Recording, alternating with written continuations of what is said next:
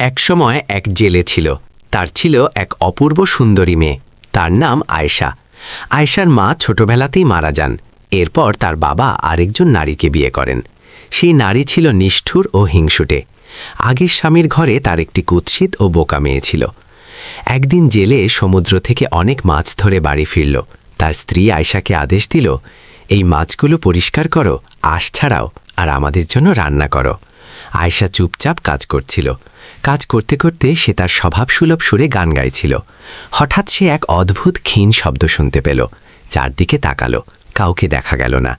সে মনে মনে ভাবল, হয়তো খাবারের খোঁজে কোনো বিড়াল ডাকছে। কিন্তু আবার সেই শব্দ শোনা গেল, এবার আরও স্পষ্ট। সে সামনে তাকিয়ে অবাক হয়ে গেল। একটি অদ্ভুত দেখতে মাছ তার সঙ্গে কথা বলছে। মাছটি বলল, তুমি খুব ভালো ও দয়ালু মেয়ে। আমি মাছদের রাজার কন্যা। আমার বাবা আমাকে গভীর সমুদ্র ছেড়ে ওপরে উঠতে নিষেধ করেছিলেন, কিন্তু আমি তার কথা শুনিনি। মুক্ত বাতাস, পাখির ডাক সবকিছু আমার ভালো লেগেছিল। সাঁতার কাটতে কাটতে জালে ধরা পড়ে যায়। দয়া করে আমাকে ছেড়ে দাও, আমার বাবা নিশ্চয়ই আমাকে খুঁজছে। আয়েশা বিস্ময়ে হতবাক, মাছ কিভাবে কথা বলে? মাছটি আবার বলল, সমুদ্রেরও গোপন রহস্য আছে। যেমন পৃথিবীর সব কিছুর সমুদ্রেও একটি প্রতিচ্ছবি আছে। সে আরও বলল, যখন উত্তর দিকের বাতাস বইবে আমাকে সমুদ্রে ছুড়ে দিও। সেই বাতাস আমাকে আমার রাজ্যে পৌঁছে দেবে। আর এই নাও। মাছটি একটি ছোট শামুকের খোলস দিল। কখনো যদি তোমার সাহায্য লাগে, বাতাসের দিকে ঝুলিয়ে দিও, সুরেলা সঙ্গীত বেরোবে, আর আমি সঙ্গে সঙ্গে চলে আসব। আয়েশা মাছটিকে পানি ভর্তি পাত্রে রেখে সমুদ্রের দিকে ছুটে গেল। উত্তর বাতাস বইতেই সে মাছটিকে সমুদ্রে ছুড়ে দিল। এরপর দ্রুত বাড়ি ফিরে এলো, কারণ সে জানত সৎমা কিছু টের পেলে ভয়ঙ্কর হবে। কিন্তু সৎমা আয়েশাকে ঘরে না পেয়ে ক্ষিপ্ত হয়ে উঠল। সে আয়েশার বাবার কাছে নালিশ করল। আয়েশা ঘরে ঢুকে শামুকটি সুতোয় বেঁধে গলায় ঝুলিয়ে আবার কাজে লেগে গেল। তার বাবা রাগ নিয়ে বাড়ি এলেও মেয়েকে পরিশ্রম করতে দেখে কিছুটা শান্ত হল। বলল, তাড়াতাড়ি করো, আর জবের রুটি বানাতে ভুলবে না। পেছনে লুকিয়ে সৎমা খাবারে অতিরিক্ত লবণ ঢেলে দিল। খাওয়া শেষে বাবা রেগে গেল, হাঁড়ি উল্টে দিল, রুটি ছুঁড়ে ফেলল।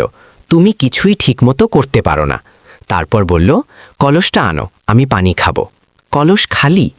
সৎমা বলল, একাই কুয়ো থেকে পানি তুলে আনবে, এটাই তোমার শাস্তি। আয়েশা জানত না যে কলস খালি করেছে সেই নারী।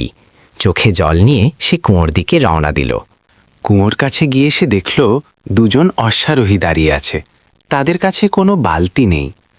তারা বলল, মেয়ে, আমাদের একটু পানি দেবে? বাবার রাগের কথা মনে পড়লেও আয়েশা দয়া করল, বালতি ভরে তাদের পানি দিল। তারা খুশি হয়ে দোয়া করল। প্রথমজন বলল, যখনই তুমি হাসবে তোমার মুখ থেকে সোনা ঝরবে, আর যখন কাঁদবে বৃষ্টি নামবে। দ্বিতীয়জন বলল, যেখানে হারে রেশম বিছিয়ে যাবে। আয়েশার হৃদয় আনন্দে ভরে গেল। ফেরার পথে সে শুনল, আয়েশা, আমাকে পানি দাও। একটি কমলা গাছ কথা বলছে। সে গাছকে পানি দিল। গাছ বলল, তোমার দয়ার জন্য ধন্যবাদ, তুমি বুনো ফুলের সুবাস পাবে। এরপর একটি বিড়াল বলল, আমার চোখের আলো ফিরে এসেছে, আমি তোমার অন্ধকার রাতগুলো আলোকিত করব। এই আশীর্বাদগুলো আয়েশার সব ক্লান্তি ভুলিয়ে দিল। তবু বাড়ি ফিরে সে রক্ষা পেল না। তার বাবা তাকে পুরনো কাপড় পরিয়ে কানের সোনা খুলে নিয়ে অন্ধকার করিডোরে বন্দি করল।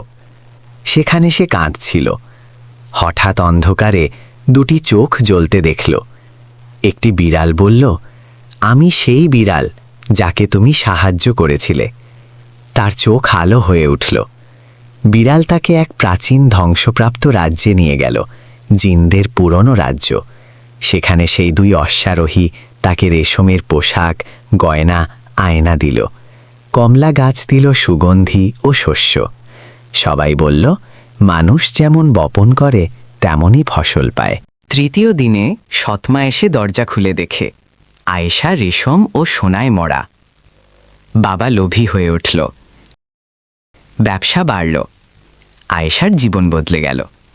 কিন্তু সৎমার হিংসা আরও বেড়ে গেল। সে সব গোপন কথা জেনে নিজের মেয়েকে পাঠালো। কিন্তু সেই মেয়ে কাউকে পানি দেয়নি, বরং অভিশাপ পেয়েছিল। শেষ পর্যন্ত ইঁদুর পোকামাকড়ে সে বিকৃত হয়ে গেল। একদিন সৎমা আয়েশাকে পাহাড়ে নিয়ে গিয়ে ফেলে রেখে যায় মরার জন্য, কিন্তু ঘুঘু পাখি তাকে পথ দেখায়। সে বেঁচে ফিরে আসে। সৎমা হতবাক। গল্প এখানেই শেষ নয়। এই গল্পের দ্বিতীয় অংশে আমরা দেখব সৎমা এবার কি ভয়ঙ্কর পরিকল্পনা করে। যারা শেষ পর্যন্ত গল্পটি শুনেছেন কমেন্টে লিখুন আপনি কোন দেশ থেকে দেখছেন, এবং গল্প ভালো লাগলে চ্যানেলটি সাবস্ক্রাইব করতে ভুলবেন না।